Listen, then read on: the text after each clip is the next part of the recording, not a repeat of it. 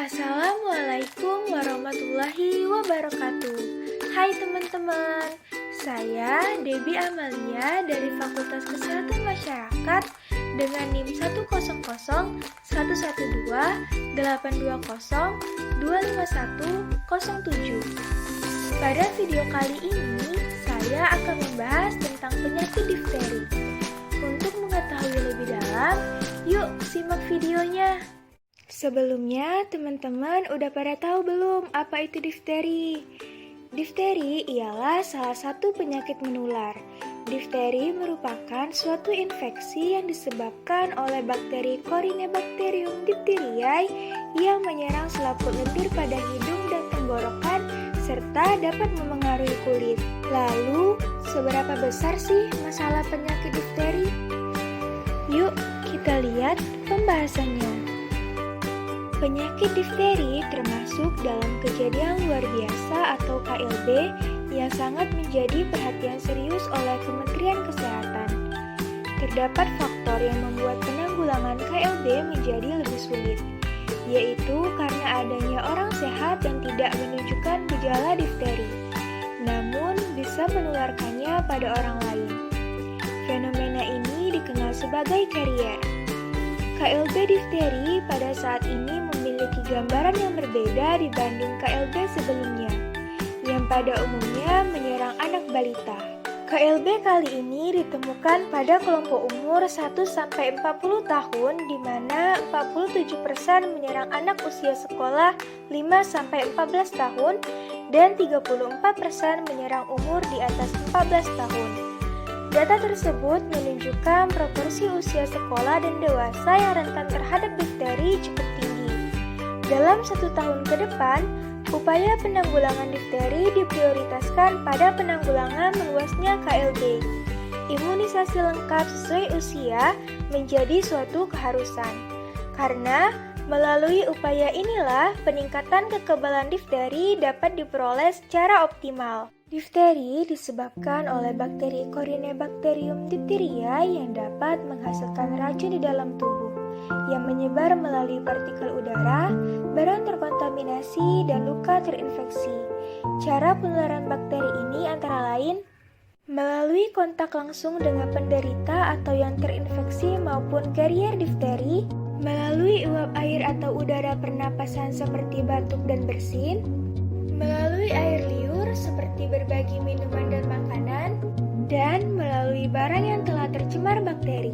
Berikut ini beberapa faktor risiko dari penyakit difteri, seperti anak usia kurang dari 5 tahun dan orang tua usia lebih dari 60 tahun, lingkungan dengan kebersihan dan sanitasi yang buruk, berkunjung ke daerah dengan cakupan imunisasi difteri yang rendah, sistem kekebalan tubuh yang lemah seperti penderita HIV atau AIDS, belum mendapatkan vaksinasi difteri, dan gaya hidup yang tidak sehat. Lalu, bagaimana sih riwayat alamiah dari penyakit difteri?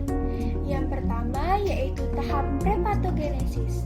Dalam tahap ini terjadi interaksi antara penjamu dan agen bakteri Corynebacterium diphtheriae, di mana jika imunitas host lebih ganas dan kondisi lingkungan tidak menguntungkan bagi host, maka penyakit difteri akan melanjutkan riwayat alamiahnya ke tahap patogenesis. Tahapan selanjutnya yaitu tahap patogenesis. Dalam tahap ini, ada 3 tahapan yang akan dialami.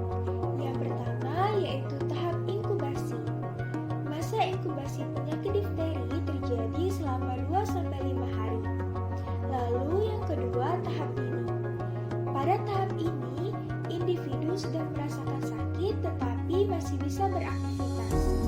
Gejala yang dirasakan antara lain panas lebih dari 38 derajat Celcius, terdapat pseudomembran yang bisa terjadi di faring, laring, atau tonsil, sakit waktu menelan, dan pembengkakan di leher.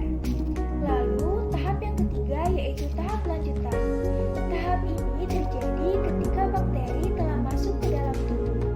Bakteri melepaskan toksin yang menyebabkan kerusakan jaringan di seluruh tubuh, terutama jantung dan saraf tertentu. Kerusakan ini bisa sangat berat sehingga menyebabkan gagal jantung dan kematian mendadak. Lalu pada tahap pasca patogenesis, yaitu tahap akhir, di mana dengan pengobatan yang cepat dan tepat, komplikasi yang berat dapat dihindari.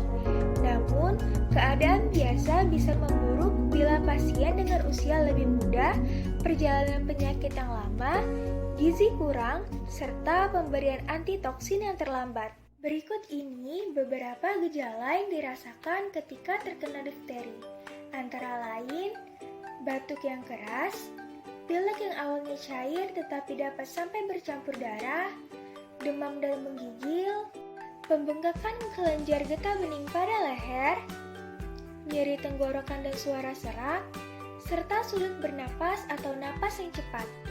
Nah, jika penyakit ini tidak ditangani dengan cepat, maka akan menimbulkan beberapa komplikasi seperti saluran napas tertutup, kerusakan otot jantung, kerusakan saraf, kehilangan kemampuan bergerak, infeksi paru-paru, dan difteri hipertoksik yang memicu pendarahan dan gagal ginjal. Wah, ternyata akibat yang ditimbulkan dari penyakit difteri bahaya banget ya. Untuk itu, kita perlu melakukan pencegahan terhadap penyakit difteri, di mana penyakit difteri dapat dicegah dengan melakukan vaksinasi, seperti vaksin difteri, tetanus, dan pertusis. Berikut ini beberapa ketentuan dalam pemberian vaksin difteri.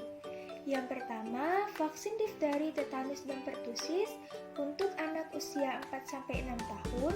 Yang kedua, vaksin tetanus, difteri, dan pertusis pada usia 11-12 tahun.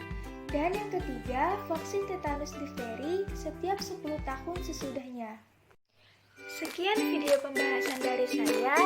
Mohon maaf jika ada kesalahan. Terima kasih telah menonton video ini hingga selesai.